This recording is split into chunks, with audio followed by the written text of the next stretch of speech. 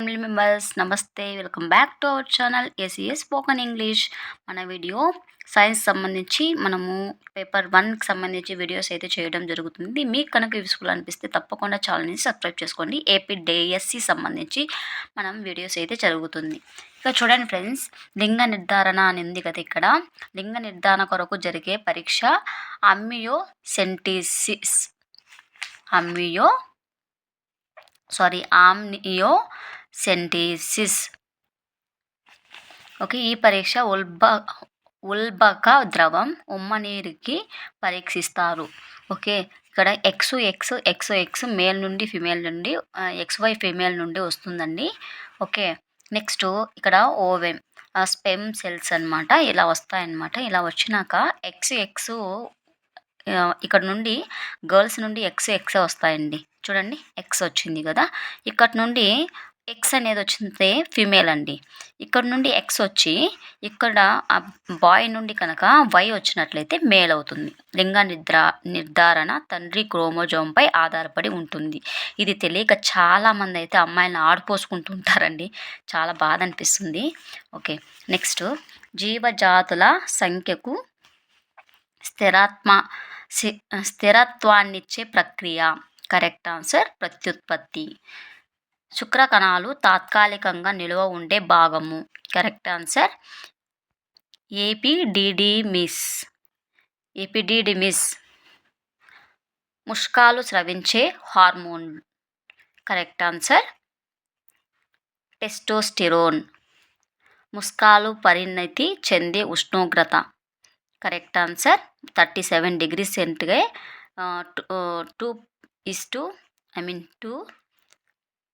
2.5 degrees తక్కువగా ఉంటుంది. శుక్రోత్పాదక నాళికలలో ఏ విభజన ఫలితంగా శుక్ర కణాలు ఏర్పడతాయి? కరెక్ట్ ఆన్సర్ క్షయకరణ విభజన. నెక్స్ట్ 6th one, శుక్ర కణాలలో క్రోమోజోముల స్థితి. Correct answer ఏకస్థితి. శుక్రకణం జీవితకాలం. కరెక్ట్ ఆన్సర్ శుక్రకణం జీవితకాలం 24 నుండి 72 గంటలు, దాదాపు 2 days అన్నమాట. ఫలదీకరణముకు తోడ్పడే శుక్రకణ భాగం. Correct answer ఎక్రోసోము. ప్రసేకపు గోడలలో ఆమ్లత్వాన్ని తటస్థీకరించే ద్రవం. కౌఫర్ ద్రవం. శుక్ర కణాల ప్రయాణ మార్గము. కరెక్ట్ ఆన్సర్ శుక్రోత్పాదక నాళికలు, శుక్రనాళికలు, ఎపిడిడిమిస్, శుక్రవాహిక, స్ఖలన నాళము. ఇది correct answer. Okay, next one,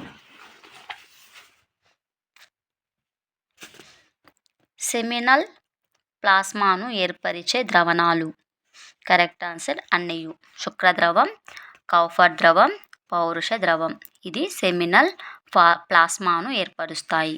గర్భాశయం లోపల పొరను ఏమంటారు?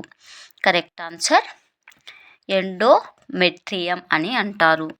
ఋతుస్రావం ఎన్ని రోజులకు ఒకసారి జరుగును? కరెక్ట్ ఆన్సర్ 28 నుండి 30 రోజులకు. నెక్స్ట్, నెలకు విడుదలయ్యే అండాల సంఖ్య. కరెక్ట్ ఆన్సర్ 1 లేదా 2. నెక్స్ట్, మానవునిలో ఫలదీకరణ జరిగే భాగం. కరెక్ట్ ఆన్సర్ ఫాలోపియల్ నాళం. అండం జీవితకాలం. కరెక్ట్ ఆన్సర్ 1 రోజు.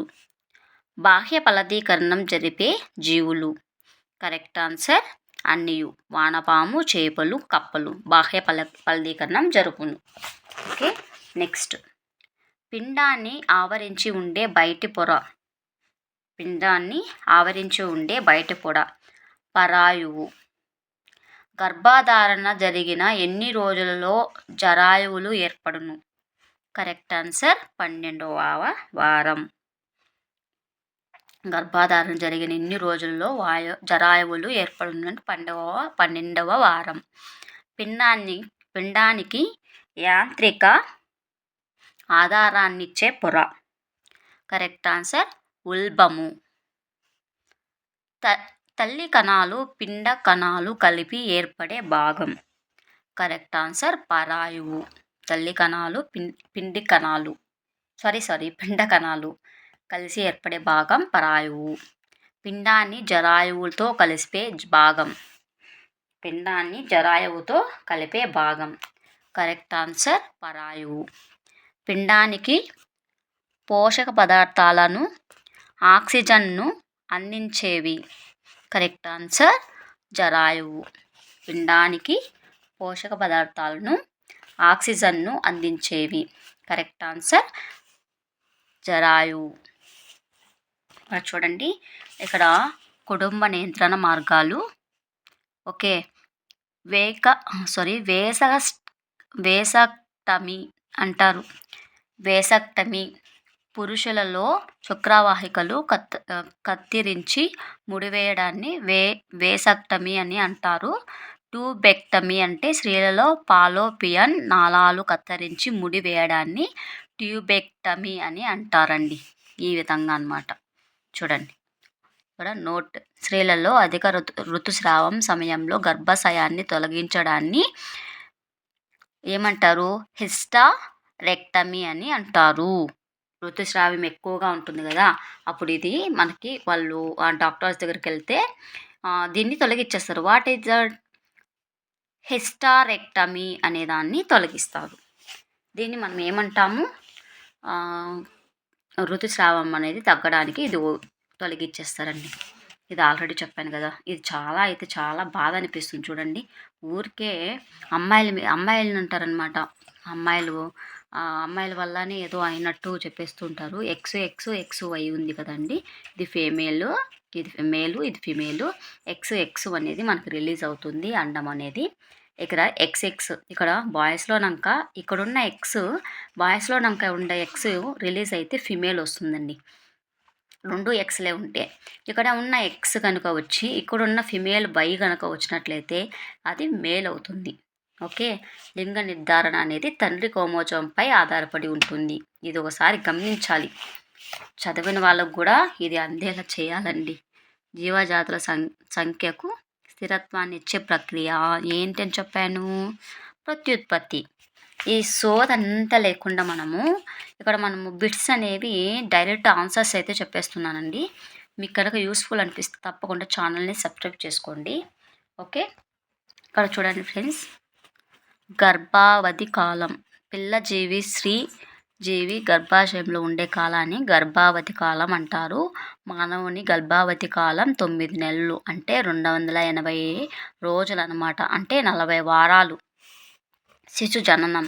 గర్భావధి కాలం చివరి దశలో అనగా 9వ నెల పూర్తి అయిన తర్వాత మొదటిగా తలభాగం గర్భాశయ ముఖద్వారాన్ని చేరుతుంది. తలభాగం అనేది అరుదుగా కాలు భాగం కూడా చేరుతుంది. కొంచెం చాలా తక్కువగా అది అన్నమాట.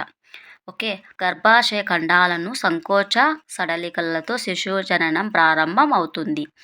ఈ ప్రక్రియని పురిటి నొప్పులు, ప్రసవ వేదన అని అంటారు. గర్భాశయ ఖండాల సంకోచన సడలికలను జరాయువును నెట్టే వరకు జరుపుతాయి. ఈ ప్రక్రియను జననాంతరం మాయ అంటారు. గర్భావతి చివరిలో శోషరసాన్ని పోలిన ద్రవ స్తన గ్రంథులలో ఏర్పడుతుంది. ఈ ద్రవాన్ని ముర్రుపాలు, ప్రథమ స్తన్యం అంటారు. నవజాతి శిశువులలో వ్యాధి నిరోధక శక్తిని పెంచుతుంది. ఓకే, ఈ విధంగా మనకి జననం అనేది జరుగుతుందండి.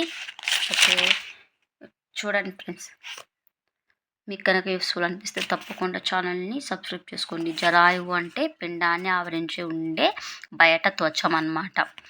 ఓకే, పిండంలోని కొన్ని కణాలు గర్భాశయ కుడ్యంలోకి లోపల కణజాలం కలిగి జరాయువు మాయను ఏర్పరుస్తుంది. జరాయువులలో తల్లి కణాలు పిండం యొక్క కణాలు కలిసి ఉంటాయి.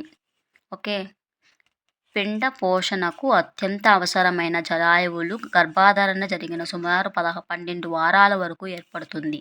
తల్లికి బిడ్డకు రక్తస్రావాన్ని నేరుగా జరగదు. ఓకే, సాధారణ పరిస్థితుల్లో ఇద్దరి రక్తనాళాలు పలుచబడి త్వచం ద్వారా వేరు బయటపడుతూ ఉంటుంది. దీని ద్వారా పోషకాలు, ఆక్సిజన్, CO2 వ్యర్థ పదార్థాలు విసర్జన పద్ధతి ద్వారా రవాణా అవుతుంది. ఇది ఉల్బం. ఓకే ఫ్రెండ్స్, నచ్చితే తప్పకుండా ఛానల్ని సబ్స్క్రైబ్ చేసుకోండి. రోజు అయితే మనం వీడియోస్ చేయడం జరుగుతుంది.